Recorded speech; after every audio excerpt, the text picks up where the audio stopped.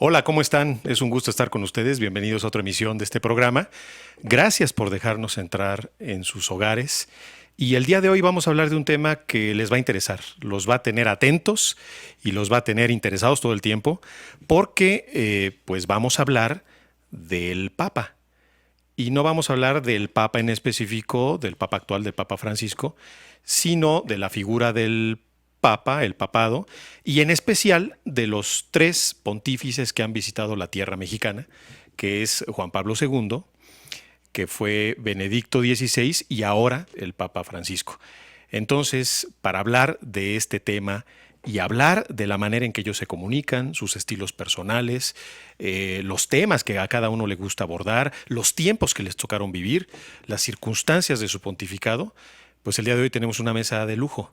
Y presento a ustedes, en primer lugar, a Mauricio Limón. Mauricio, bienvenido. Muchas gracias, José Luis. Mauricio es experto en temas ambientales, es abogado, es autor de libros, ha sido funcionario público.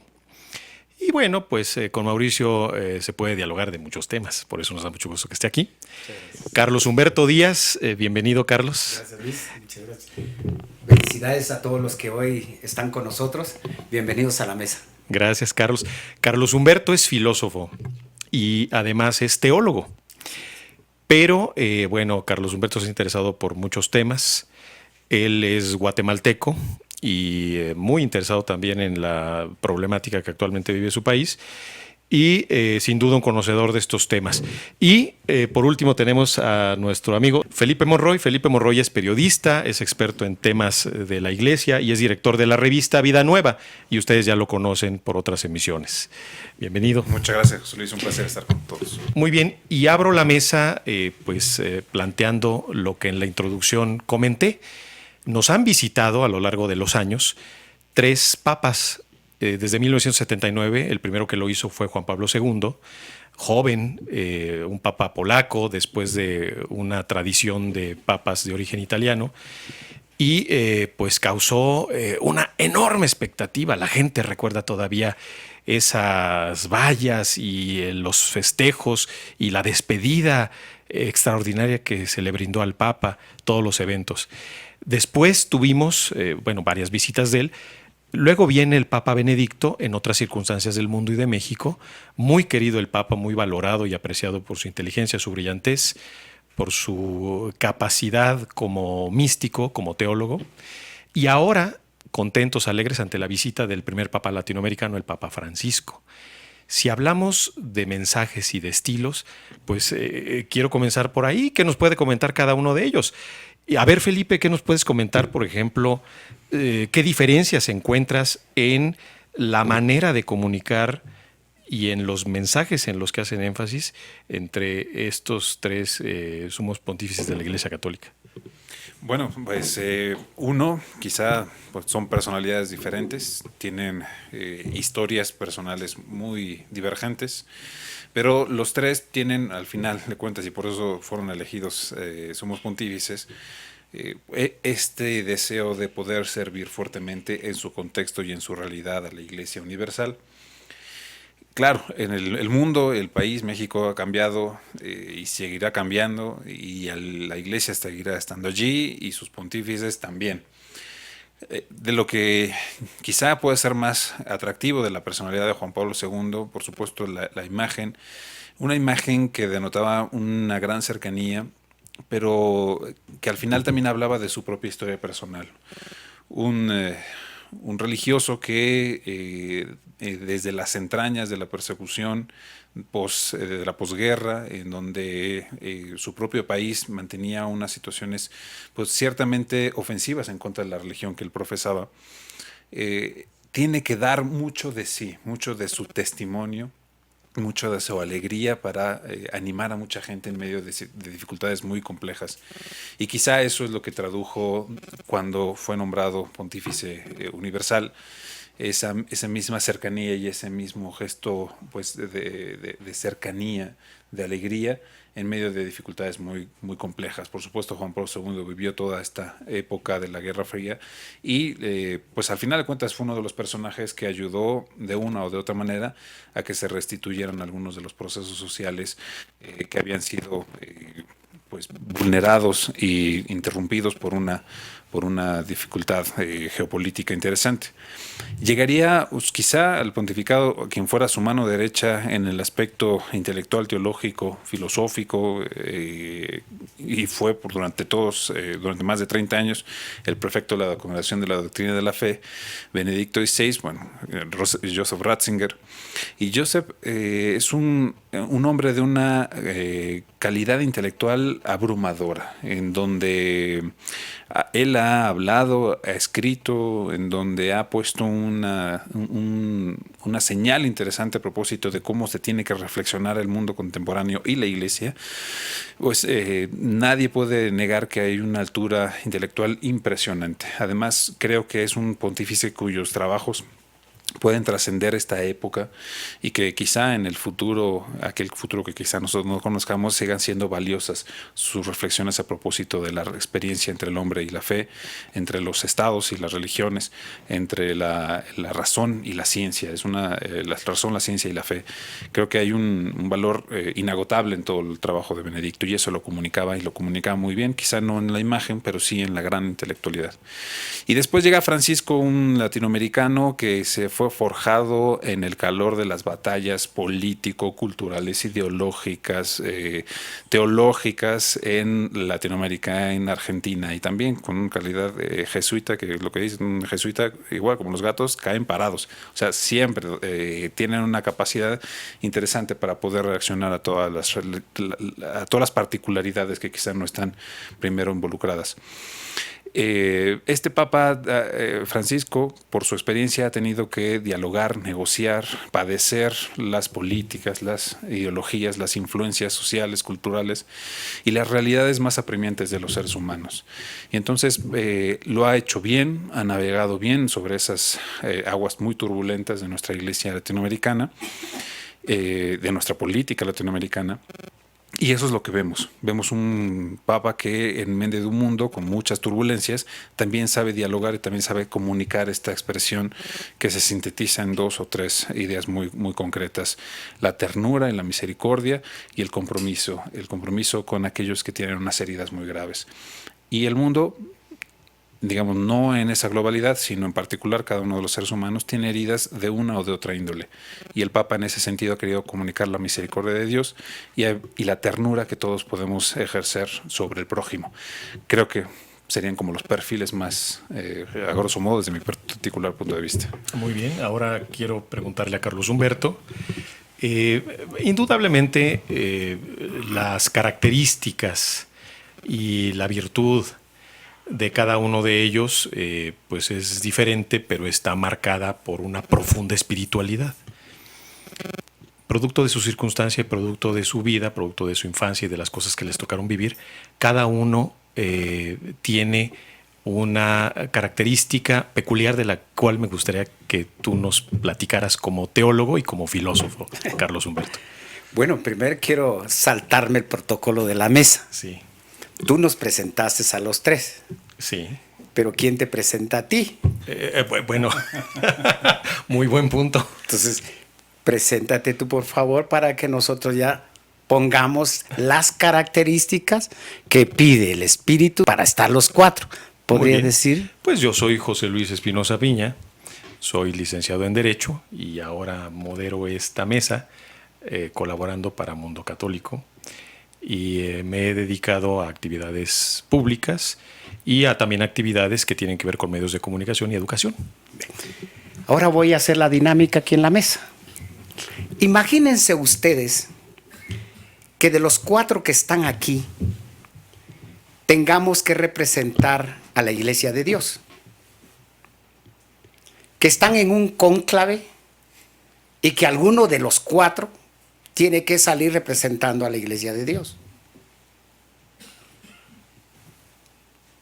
con sus cualidades humanas, con las profesiones humanas de cada uno, con los dones humanos. Cualquiera de los 4 puede ser llamado o puede ser elegido para representar a la Iglesia. Estamos hablando de una suposición que seamos cardenales. Muy bien. ¿Quién nos elige a nosotros? ¿Y por qué nos eligen a nosotros? ¿por qué entramos a la jugada para que uno salga electo y ese uno que sale electo tenga las características individuales de cada uno? Quiere decir que estamos sujetos a otro que no soy yo. Y ese que no soy yo, en la fuente bíblica dice el que es, el yo soy. El yo soy que está arriba de los que somos. ¿Qué características tiene que tener uno para que ese yo soy diga este? Yo tengo mis características y mis cualidades. Y las dijimos aquí. Yo soy esto, hago esto y me dedico a esto. De los 4 que estamos aquí, quizás llenamos las características humanas ante la sociedad o por lo menos tenemos algún título que nos diga son capaces. Pero el que elige a alguno de los 4, ¿qué características tenemos que tener para él para que diga Juan Pablo II lo quiero yo? De todos los cardenales. Que diga a Benedicto XVI lo quiero yo. Al Papa Francisco lo quiero yo. ¿Qué características tiene que tener ese hombre que elige el Espíritu de Dios?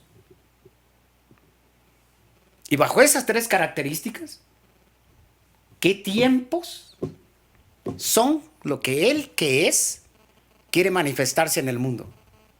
Es decir, yo elijo a una persona determinada en este momento, en este tiempo, para que el mundo me vea a mí. No vean al Papa Francisco, o al Papa Benedicto, o al Papa Juan Pablo II. No, hay que ver al que va o el que trae al Papa. Entonces estamos hablando de que una cosa es el Papa y otra cosa es quien lo conduce. ¿Qué características tenía Juan Pablo II para que haberlo elegido en cónclave? Muy bien. Que era bonachón, que estuvo casi atrapado en los momentos de la guerra, que defendió mucha gente para que no lo mataran, que hacía obras de teatro muy buenas, que era el alpinista, que subía montañas. Eso se fijó el que es para elegir a Juan Pablo II. ¿O qué características tenía que tener Juan Pablo II para que el Espíritu de Dios viviera, actuara y se representara en Juan Pablo II? Muy bien. Pues con esta primera reflexión profunda y en la cual ahondaremos, pasamos a darle la palabra a Mauricio Limón. Mauricio, ¿tú qué piensas de lo que hemos discutido aquí? Yo pienso que Juan Pablo II sobre todo fue un filósofo, Benedicto XVI un teólogo y el Papa Francisco un pastor. No significa que que no tengan esas otras características, pero les resalto particularmente esas características. Juan Pablo II, un gran filósofo. Benedicto XVI, un gran teólogo, y el actual Papa, un gran pastor. A partir de esa, digamos, esa predefinición que yo hago de ellos, es lo que ellos me reflejan a mí, pues veo personalidades completamente diferentes. Veo en un Juan Pablo II una capacidad enorme, histriónica, de transmitir con mucha facilidad, de cercanía, en donde, bueno, pues yo era joven cuando viene el Papa por primera vez y transformó y todas sus visitas, una capacidad de transmisión envidiable para el mejor de los periodistas que podamos conocer. Benedicto XVI, yo creo que además de ser un teólogo, para mí es un hombre de una humildad impresionante. Realmente es un hombre de virtudes ejemplares. Y particularmente le resalto su humildad. Me parece que donde iba, transmitía una humildad cuando todo mundo lo ponía como un hombre de la curia, de grandes alturas teológicas, de grandes alturas, pero a la hora de acercártele a saludar, te veía como de verdad a tu nivel, al nivel del que lo estaba saludando, muy, muy, muy cercano, de una humildad increíble, ¿no? El Papa Francisco, resalto que es de una gran virtud pastoral, y eso yo veo a un Papa Francisco que en un lenguaje muy llano, muy, muy de pueblo, muy sin grandes elucubraciones ni filosóficas, me refiero en términos de lenguaje, ¿no? Ni filosóficas ni teológicas, no utiliza grandes palabras así que nadie pueda entender, una capacidad de comunicación enorme, diría yo, una como muy atrayente, para todos, para propios y extraños, ¿no?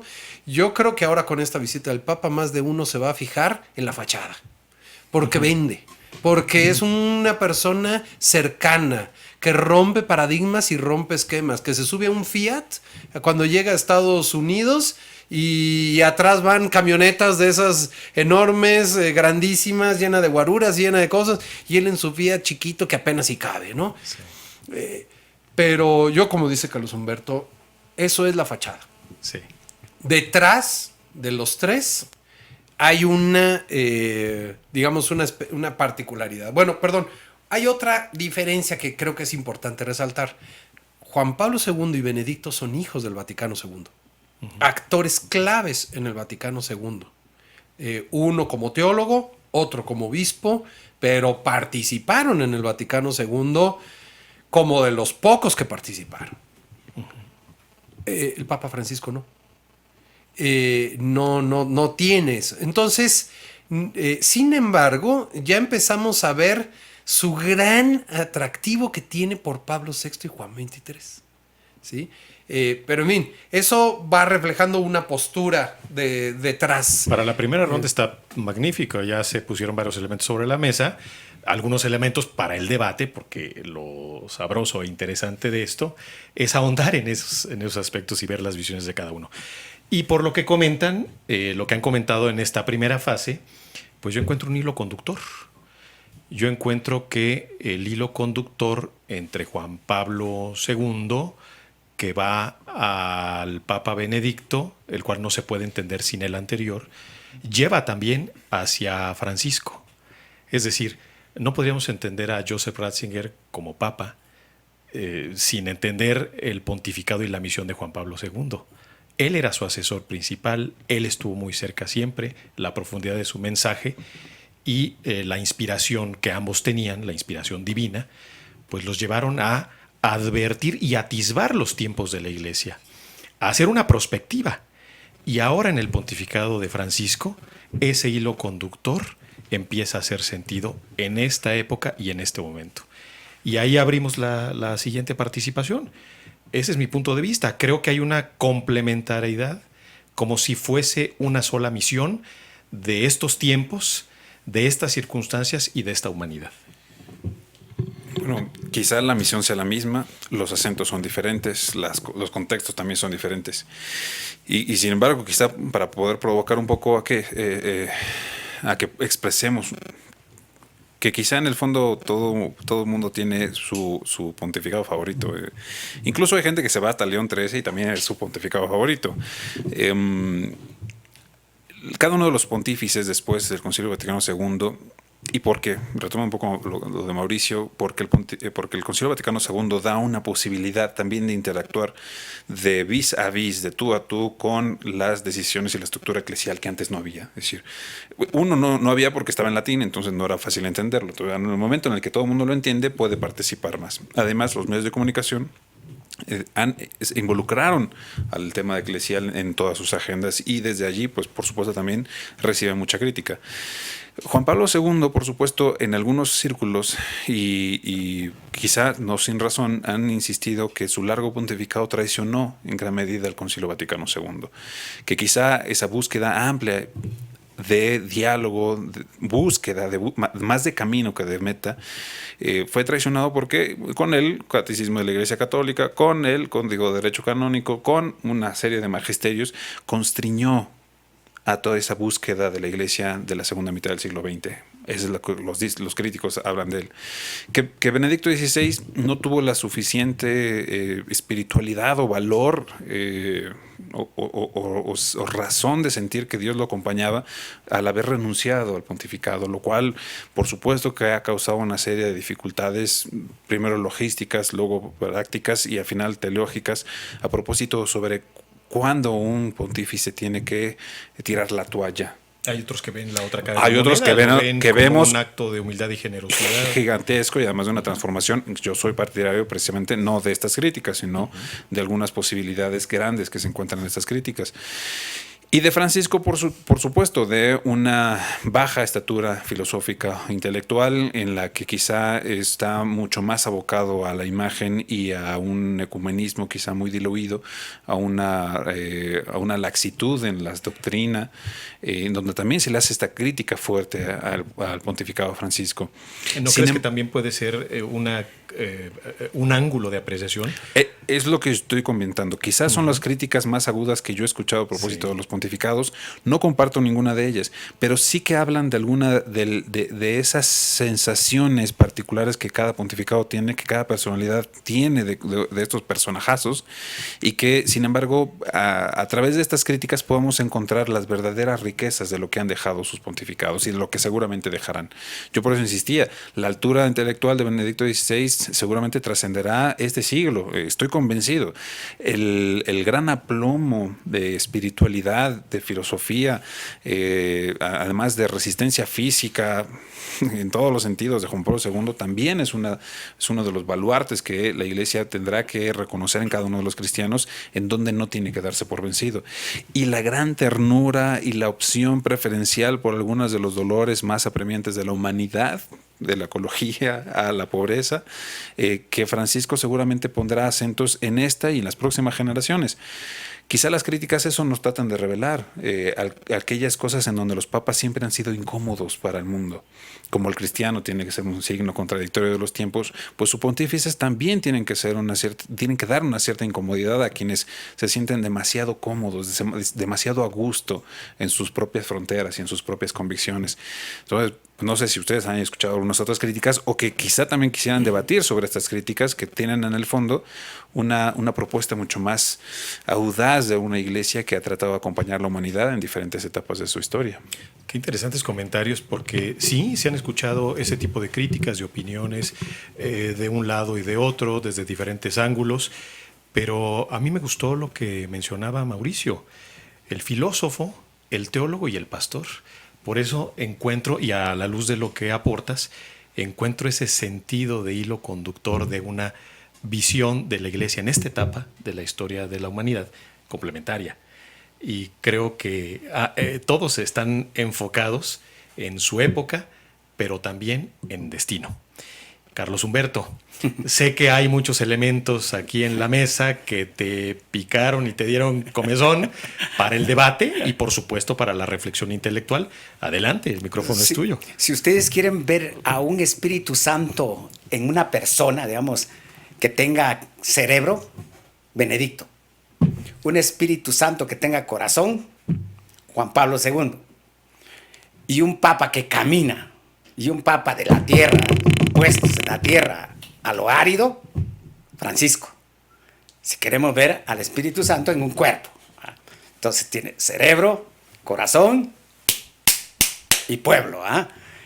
Pero insisto, la característica del Espíritu Santo para elegir a una persona y llenarlo de su amor, llenarlo de su sabiduría, la característica de los tres es que dijeron sí.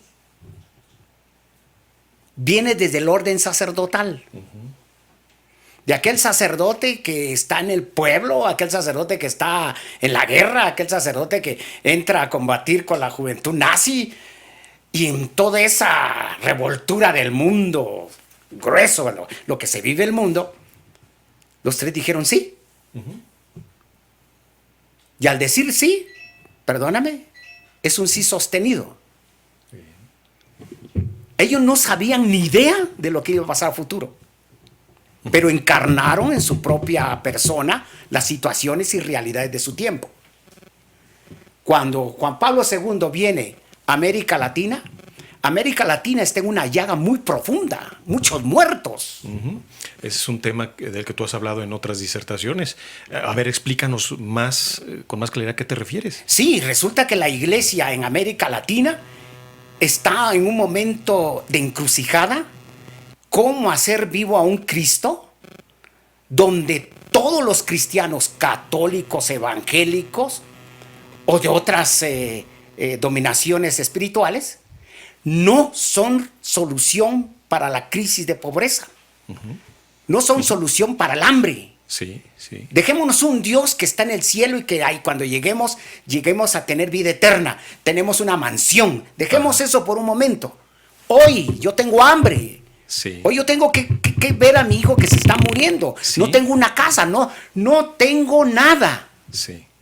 Y sin embargo, la sociedad es tan minoritaria que esos minoritarios que se dicen iglesia cristiana, iglesia evangélica, budista, todas las dominaciones están arriba y todos los feligreses están abajo sufriendo las consecuencias.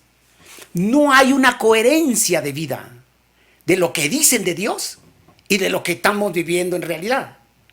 Entonces, la pobreza viene siendo una praxis de Dios.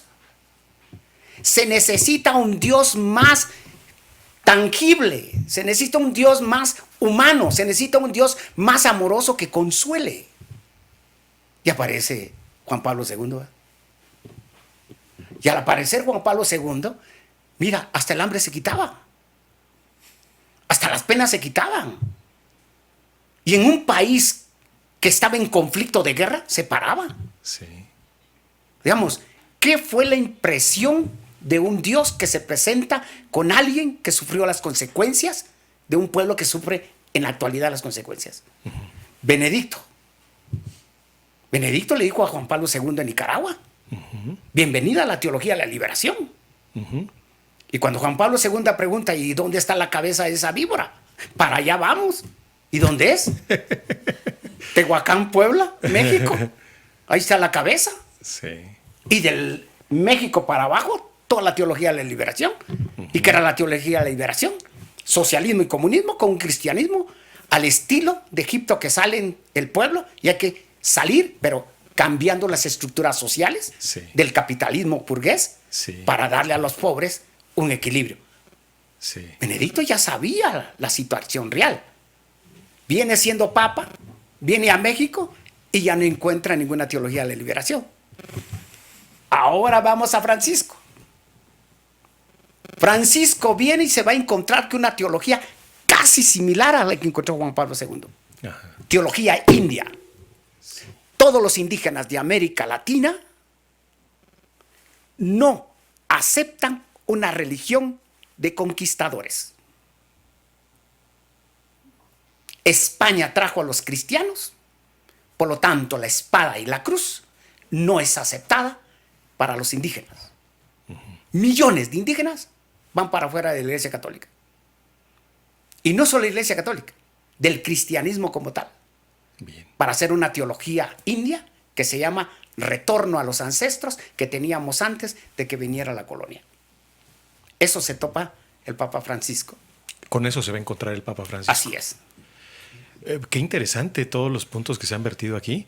Entonces, hablamos de, bueno, aquí se ha comentado el interés que tuvieron estos tres papas, que tienen en América Latina.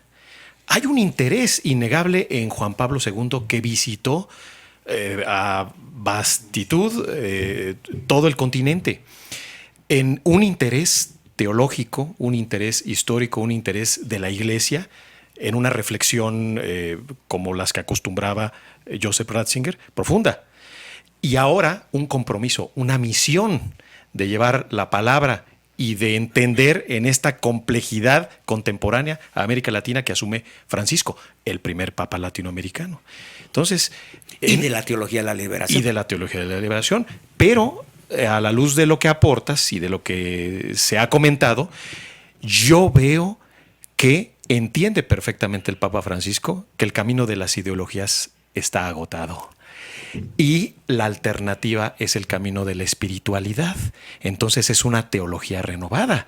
Ya no es esa teología que buscaba una vía civil, una vía política, una vía armada, y empapada de ideología y de reclamo, sino una invitación a una forma nueva que es la forma de espiritualidad, la forma de solidaridad. ¿Qué opinas, Mauricio? El tema está buenísimo. Buenísimo. Yo creo que el Papa Juan Pablo II, repito, es un hijo directo del Vaticano II. Y así como esas críticas que se han escuchado, justo esas críticas son vistas desde el lado positivo. Cuando sale, por ejemplo, el Código de Derecho Canónico, dicen, es el documento epistolar que faltaba al concilio. Claro, hay todo un debate sobre si el código recoge todo lo que el Concilio Vaticano II, pero era el documento la cereza sobre el pastel. Juan Pablo II, creo que los tres, más que latinoamericanistas, que no creo, más que Francisco, los otros dos no creo que eran latinoamericanistas, son guadalupanos. Vienen a México tres son guadalupanos. Los tres. Para mí eso es ser latinoamericanista. No, todavía no es guadalupano. ¿Quién sabe? Todavía no es guadalupano. ¿Quién Es guadalupano cuando regresan de las visitas de México. Antes no. Antes no, correcto. Pero cuando se topan con la Virgen de Guadalupe, se transforman. Sí, Porque los tres son, digamos, no son guadalupanos, son marianos. sí. Pero marianos, como Juan Pablo II, no hay, ¿no? Cuando se topa con la Virgen de Guadalupe, cuando Benedicto XVI conoce a la Virgen de Guadalupe, que ya la conocía, por supuesto, y el Papa Francisco, se enamoran de México y de América Latina. Eso significa no solamente, digamos, el fervor a María en su advocación de Guadalupe, sino una teología detrás. Y esa teología detrás, difiero, es radicalmente opuesta a la teología de la liberación. Y no creo que Francisco sea de teología de la liberación, porque él mismo lo ha dicho. La teología de la liberación es ideología. Bueno, un tipo de teología de la liberación inspirada en una ideología marxista comunista.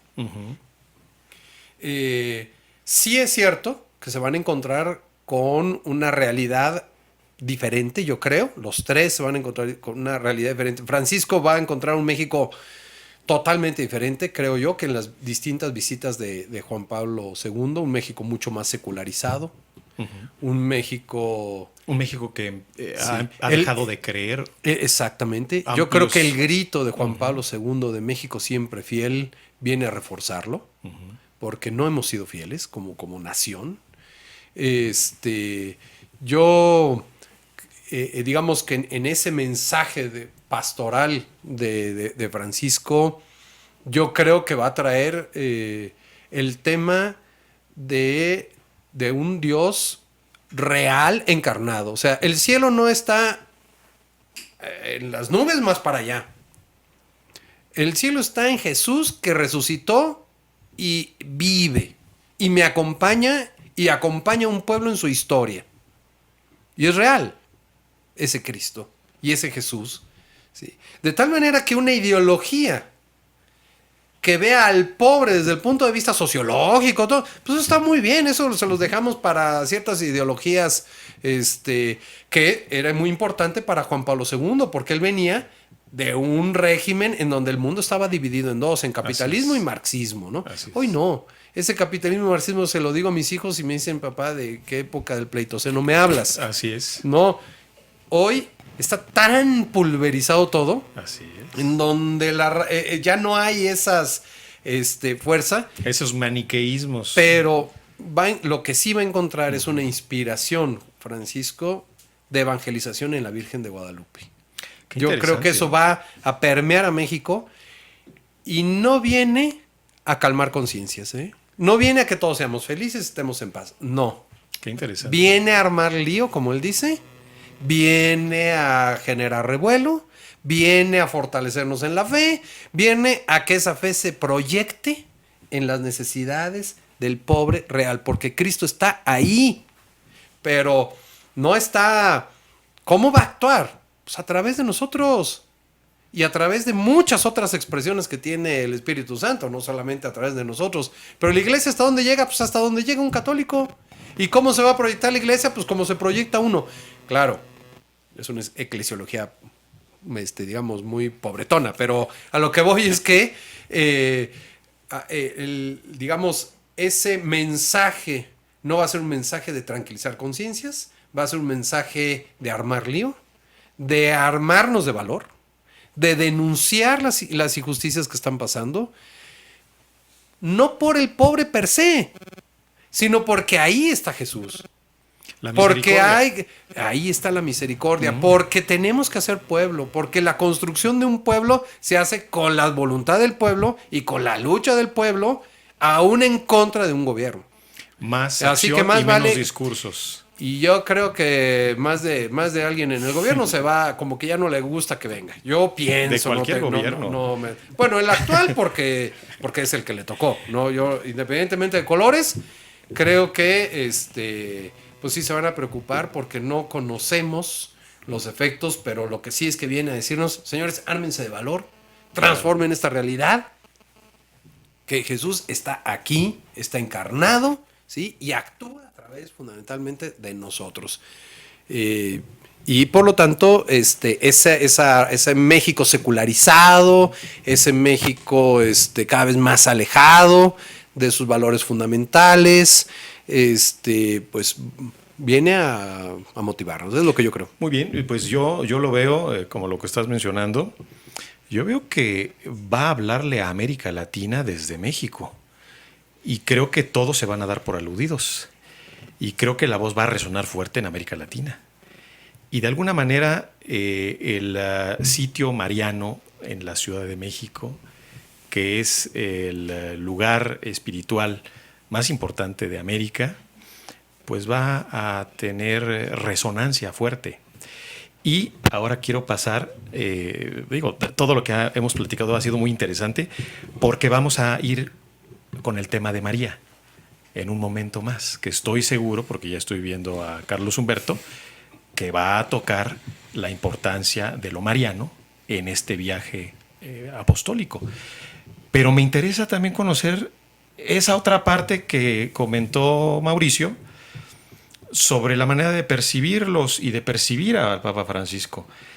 Tú como periodista, Felipe, pero también como estudioso de los fenómenos de la Iglesia, pues te pregunto, yo creo que no se ha percibido de la manera en que debiera percibirse. Sí hay un fenómeno periodístico, noticioso, pero hay una ignorancia y un desconocimiento del mensaje evangélico. Pero además no veo tampoco mucha preocupación. Veo que hay una preocupación por qué va a comer el Papa, si el Papa móvil va a funcionar o no, cuánta gente va a estar en las vallas, qué medios van a cubrir y demás. Pero es otra parte del periodismo y de la comunicación que está faltando. A mí me preocupa, porque si aquí en los elementos que se han vertido hablamos de la trascendencia de este viaje y de la trascendencia del momento, la importancia capital que tiene, pues que pudiera irse por el otro sesgo, que sería trunco, cojo y maltrecho. Con tequila o sin tequila. Así es. No, el asunto es eso. Es un espectáculo, es solo una fiesta. Pues en principio todo el mundo diría que no. Y sin embargo, cuando se hacen los balances de cada una de las visitas que han hecho los pontífices a México, se queda uno solamente en este terreno o festivo, folclórico hombre, digamos, superficial. Lo han mencionado muchos obispos, lo ha dicho mucha gente, los medios de comunicación, por supuesto, también lo han señalado. Sin embargo, yo sigo teniendo la misma pregunta desde hace un buen rato y que creo que no es tan fácil responder. es una obligación sexenal traer al Papa a México, porque desde Carlos Salinas de Gortari, al menos cada sexenio ha tenido una visita papal. ¿Tiene una implicación política esto? No me cabe la menor duda, pero no creo que haya, digamos, exclusivamente esa lectura política. Tienen todas, cada una de las visitas, un dejo de festividad, de folclore, claro, porque somos un pueblo de diversas culturas, somos festivo, gritón y celebrativo, pero no se queda tampoco solamente en esa dimensión. Los mensajes, ¿cuántos mensajes se recuerdan? Me acuerdo particularmente del de Benedicto XVI en León, en la misa multitudinaria que oí en Silao. Básicamente dijo que México tenía un problema de esquizofrenia, y lo dijo con todas las palabras, una esquizofrenia en el que la vida pública y la vida privada tenían, cada una de las personas tenía diferentes actitudes. En la vida privada, una llena de moralidades, de ritualidades y de fe en unas místicas a veces extravagantes, digo, unas serias, otras muy extravagantes, pero en la vida pública una asepsis a la fe impresionante, desde lo político hasta lo administrativo, lo cotidiano, en donde la fe y la espiritualidad no aparece ni por chiste. Francisco, en este territorio, se parece mucho al México al que visitó Benedicto XVI, con unas grandes heridas sociales por el crimen, la violencia. Sigue siendo el tema de la esquizofrenia de la gente que vive de una manera en lo público y de otra manera en lo privado, y que sin embargo Francisco, me parece que su mensaje no viene en el sentido a dar una dirección muy clara sobre qué es lo que tenemos que hacer. Situación que por supuesto Juan Pablo II se hizo. El Teología de la Liberación, pues hombre, que hay que desarmar ese seminario, lo desarmamos. Que si tenemos que bajar del atril a ese teólogo, lo bajamos.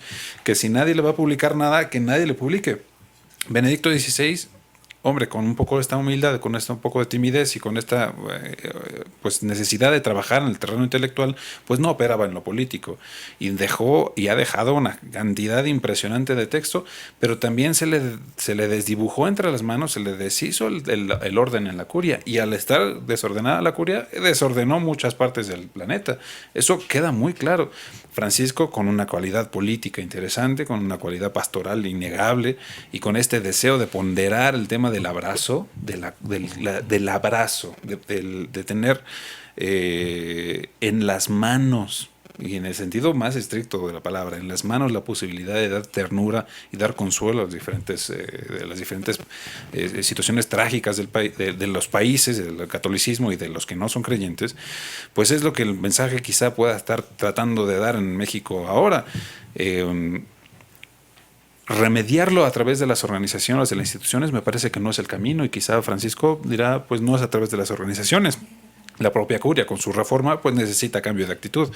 Muy bien. Entonces, ¿cómo nosotros y cómo el país, a partir de las instituciones de la Iglesia, del Estado, del gobierno, de las organizaciones de sociedad civil, quizá no tenga la respuesta, pero sí en aquellas personas que con un compromiso ético muy importante y compromiso religioso más allá del ético, puedan dar caricia, puedan dar ternura a todas aquellas personas que están sufriendo?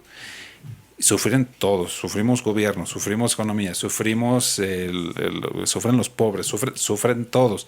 Bueno, pues hay que hacer, extender la mano, tender la mano, dar una caricia, dar un abrazo, y ese es el gesto de la misericordia que quizá Francisco venga a patrocinar, digamos, digamos, patrocinio, como esa situación mística y religiosa en el país, ese acto. Esa es la dimensión que nos está percibiendo, pero es la dimensión auténtica de la visita pastoral.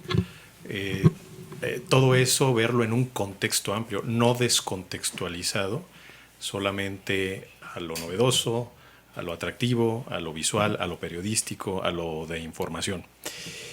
Pero bueno, vamos profundizando y avanzando con tantos elementos en esta mesa, con tanta argumentación, vamos enfocándonos en el mensaje. Carlos Humberto. El mensaje no puede ser de un papa. El mensaje fue de Jesucristo. Seríamos loros si repitiéramos lo que dice Jesús. Sería la muerte del evangelio. Vivir como Jesús es el reto, es el modelo. Si se vive como Jesús, necesitamos un Dios entre nosotros.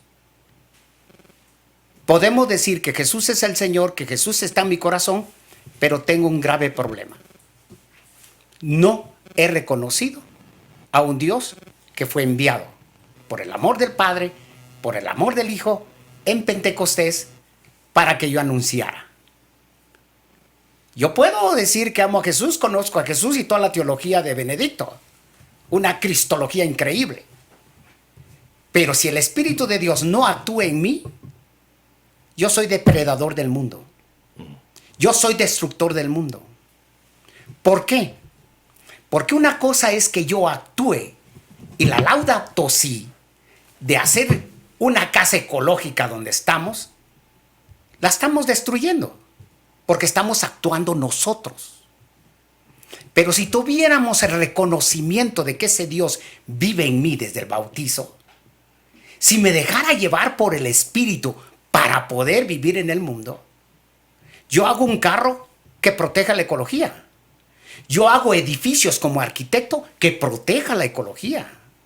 Yo hago barcos submarinos, pero que protejan la ecología del mar. Los aviones que protejan. Si yo actuara en el Espíritu de Dios.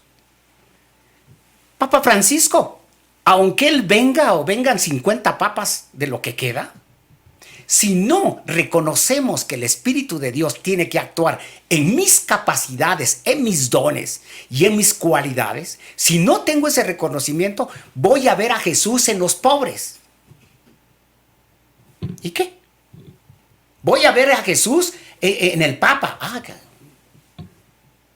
Yo no tengo que ver a Jesús. Yo tengo que ser uno que vive igual que Jesús, para que el Espíritu de Dios que está en mí me diga cómo tengo que actuar yo con los hermanos.